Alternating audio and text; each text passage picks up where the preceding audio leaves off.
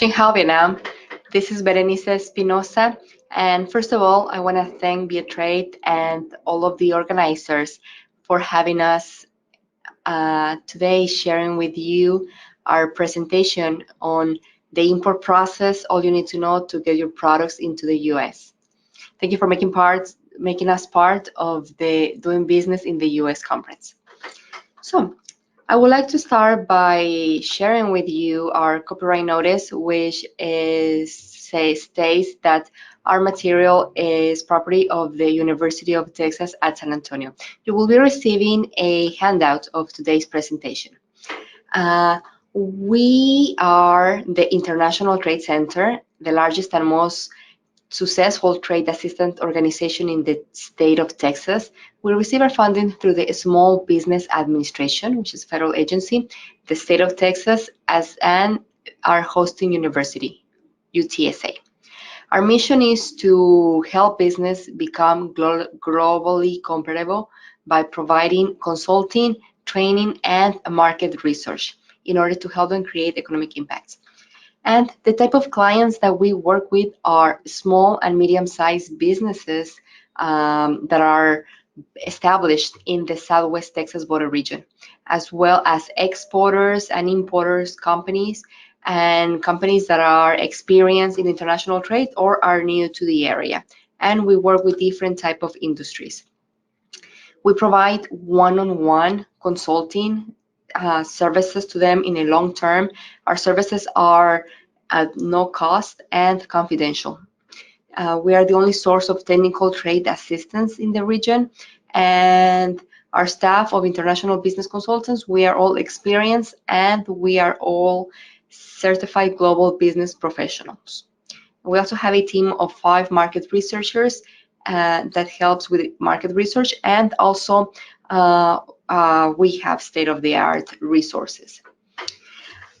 Our center is also part of the Small Business Development Center network, which in the US, there's more than 1,000 centers that provide assistance to the small and medium-sized businesses. And we assist an average of 750,000 companies. And we also work and collaborate with countries with other countries to create and replicate this business model. We're currently working throughout the Americas, especially at this time with Central, Caribbean, and South America.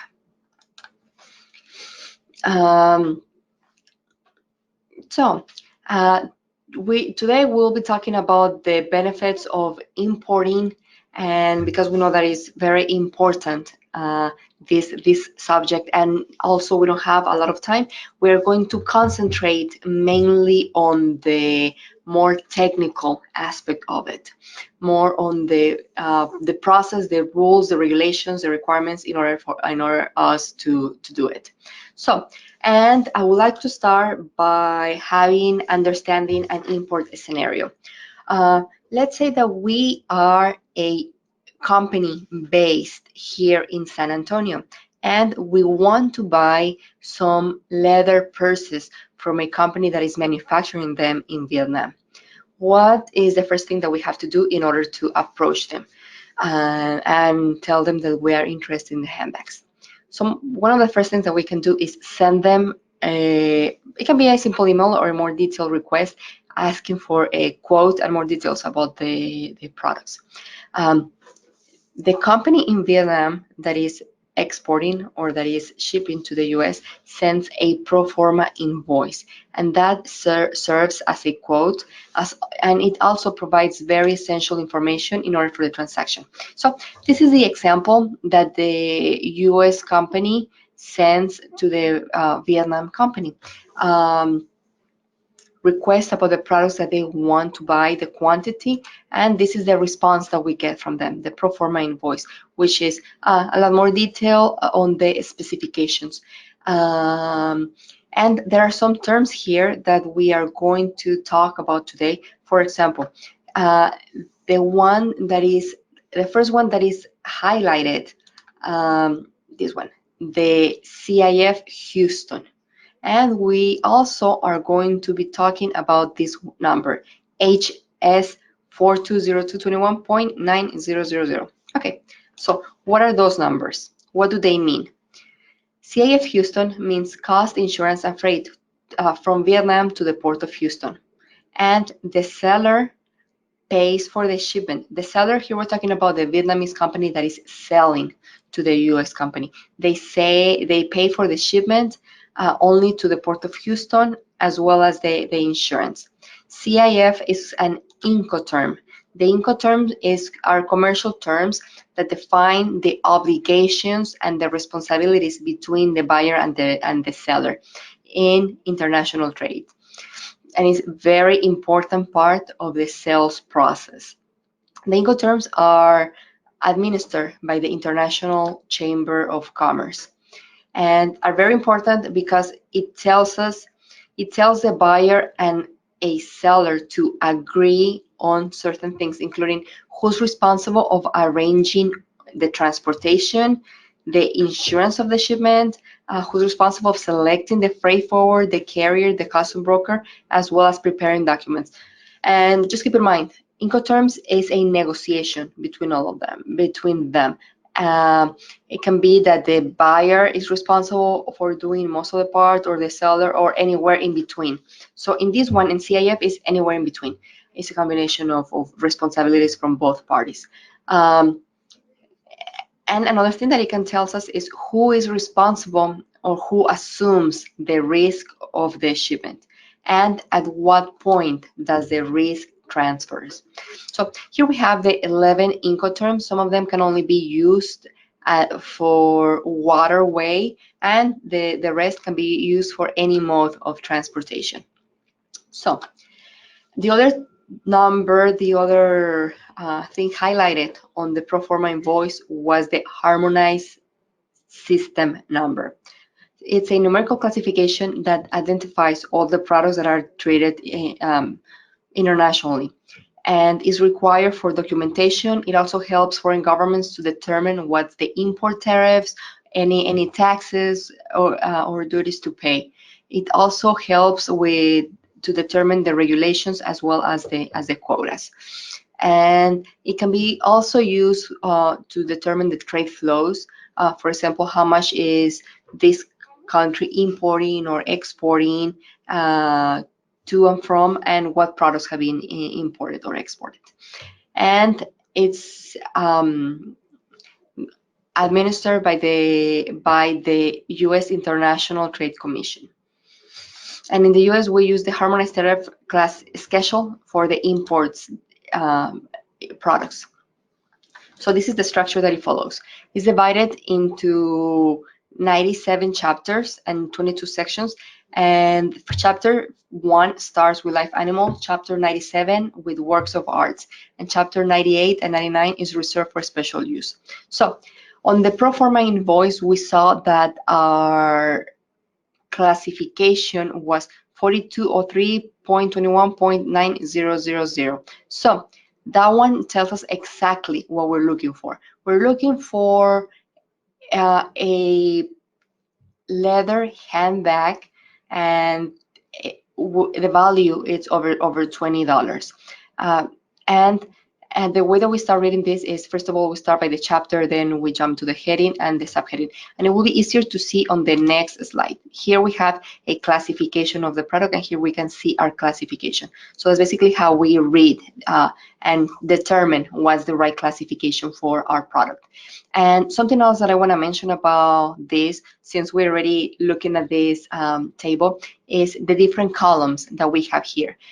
They are the special rates that the product needs to pay. And here on general, it's for countries that the US has normal trade relations with.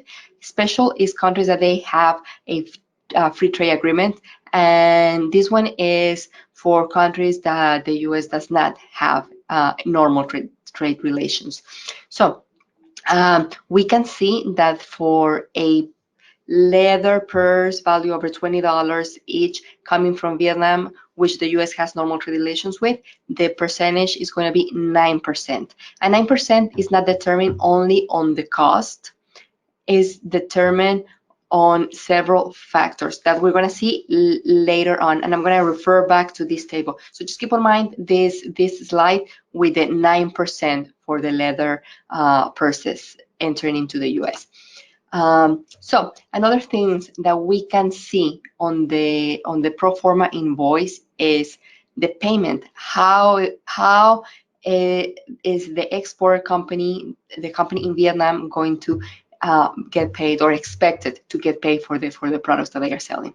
Well, they are expected to get paid through a letter of credit, irrevocable letter of credit.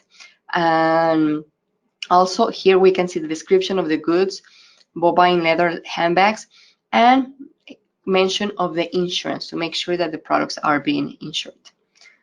Also, we can see other information like the quantity that we are ordering, what's the unit price for the item, amount, and shipping charges of that. Specifications about the shipment, weight measurements. So what else is the pro forma telling us? Those three things that were highlighted is the product information, the insurance, and also the payment terms. Well, now that we know more about the whole transaction, the next step will be to place the order. Once the importer, the US company that is importing this product, and the Vietnamese company that is exporting or shipping the product come to an agreement, the importer responds with a purchase order, which is similar, mirrors the pro forma invoice that they receive. And at that point, they agree and they have responsibilities. Under the term that they agree, which is Incoterms CIF Houston, the exporter is responsible for producing the product as it was specified, and also preparing the export documentation, which can include commercial invoice and the packaging list, and contracting a freight forward who is going to arrange the shipping to the port of Houston and pay for the insurance. At that point, the importer is responsible for arranging the transportation once it gets to the port of Houston. And it might be that in this case, the importer is based in San Antonio. It might be that his warehouse is in San Antonio, so arranging transportation to the other city. And also, the importer is responsible to open a letter of credit in favor of the exporter. Also, the importer is also responsible for arranging the U.S. customs clearance in that particular case, because the responsibilities of the Vietnamese exporter ended at the port of Houston. So from there, the importer takes care of that. Hiring the custom broker, giving power of attorney so they can act in their behalf, post a bond if it's necessary. And it's very important to select a custom broker that has a lot of experience in that area and that is familiar with the products, with the regulations. And here I have a link to an organization, National Customs Brokers and Forwarders Association, which is very useful because it provides a lot of information about the customs brokers and the freight forwards. And you can download the whole list, depending on the area in the country. The next steps also will be, well, when the product is shipped by the exporter through the port of exit in country of origin to the port of entry in the US. The shipping company will notify the customs broker that the arrival is on its way and is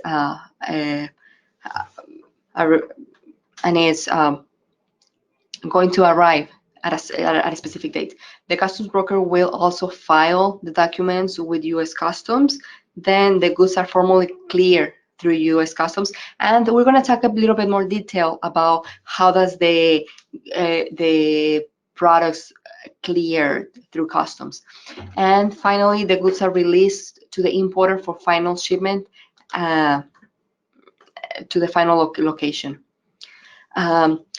Then something else that is required is the type of payment. In this case, the payment was done through a letter of credit. So letters of credit and bank drafts require the movement of documents through the banking systems before they can reach the customs broker. and before the documents are released to the customs broker, payment is required. So the importer needs to pay for the products before. Basic requirement for U.S. customs clearance is here we're going to be talking about more what are the steps. A person, an individual, can make their own custom clearance, and it can be done through different areas. It can be different ways. It can be a formal entry, an informal entry, or a postal entry. So the formal entry is if the value of the shipment is over $2,000. Then hiring a custom broker is required, and probably a bond as well. The informal entry means that the shipment per harmonized system classification is less than $2,000. And the person can do it without having to hire a customs broker. But there are some exceptions to this rule. Those exceptions includes like textiles, food products, and some other items. And also there are some other items that it's a lower limits than $2,000 applies. Another thing is the postal entry. A postal entry can be done if informally if the shipment is under $2,000, and the is collected by the postal office. Import requirements is the U.S. Customs does not require to have an import permit. Other agencies might require a license or a certification depending on the product.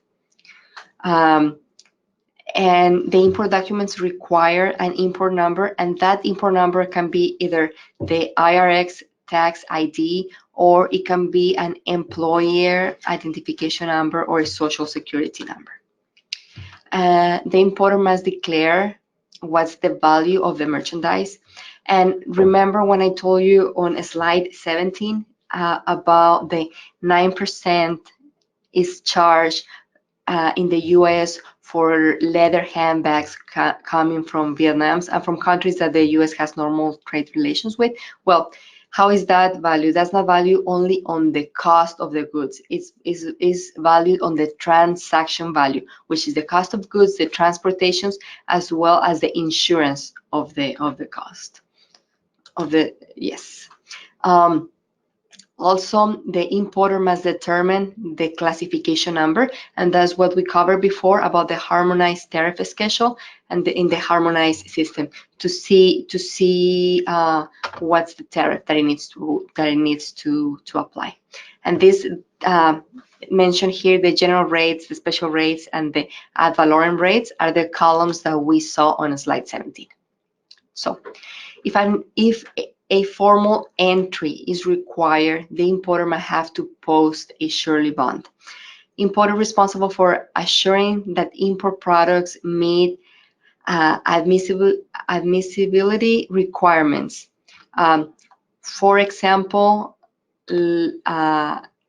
country of origin or labels or other regulations that they have. For example, textiles imported to the U.S. for use in consumer products must comply with the Flammable Fabric Act, which is a federal law that gives the Consumer Product Safety Commission in order to protect the public from hazard and dangerous flammable items for the warrant appeal and also for interior furnishing.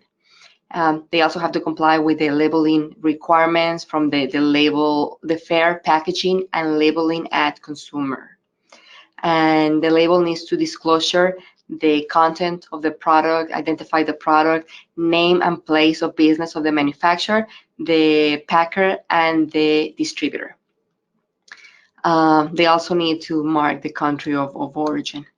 For food products, the FDA is responsible for ensuring that all products produced in the U.S. or imported into the country are properly labeled and are also safe and convenient for the consumer. And companies need to follow the food labeling and also Food facilities need to be registered with the Food and Drug Administration. Facilities that are engaged in manufacturing, processing, packaging, or holding food for consumption. And the reason the facilities register with FDA is because if in a case of potential bioterrorism or an incident of outbreak of foodborne illness, the FDA can give notice to the company and can quickly identify and stop that from getting worse. All goods must enter at a formal port of entry. So, a formal entry is required. The importer may have to post. I already mentioned that. So, moving to the next one, there are some restricted merchandise that require a license or a permit to be imported. For example, I'm giving you here some of the products that require a license or a permit. And just to clarify, an entry of a good does not mean that the good arrived at the U.S. port. An entry means that the product has been presented to U.S. Customs for clearance. And goods that are not entered within 15 days of arrival at the port are considered abandoned, and they are sent to a warehouse for storage. And in this case, the importer is responsible for paying storage fees. And I'm saying in this case because of the Incoterm that we use, the CIF, the exporter in Vietnam responsibility ended at the port of Houston. And from there, the importer was responsible for the rest. And after 6 months, the products are considered abandoned and are sold at auction. So, in order to make formal entry, there are some documents that are required. For example, a bill of lading, or if it's coming through airplane, then it's an airway bill, or also a carry certificate naming who's the consignee, as evidence of the consignee right to make entry. Also a commercial invoice, an entry manifest, which is the entry manifest usually filed by the customs broker through the AES system. Packaging list and documents of the shipment, and also other documents that are needed for specific goods if they require license or permits or other information. So some of the keys to easy custom clearance is make sure all required information is on the commercial invoice. Make sure each item is separately listed on commercial invoices. Make sure all documents are legible and consistent. So they have to be the same in commercial invoice and the packaging list. Make sure that everything is consistent. Make sure your goods show the country of origin, because the taxes are based on the country of origin. And also make sure that all the marking on each box are clear and easily to identify. And it's important to have an objective to import using a systematic approach that allows you to make the right decision and to manage the import process. And I'm going to leave you some resources on textiles and leather goods and food products. I was told that there are some companies in the audience that are in those industries, so you can look at those links and find additional resources. So I would like to thank you for your time, and you have my contact information. If you have any questions, I know that during this format, we don't have time for questions and answers, but if you have any questions, just please send me an email. You have my contact information, and thank you for your time, and I wish all of you good luck.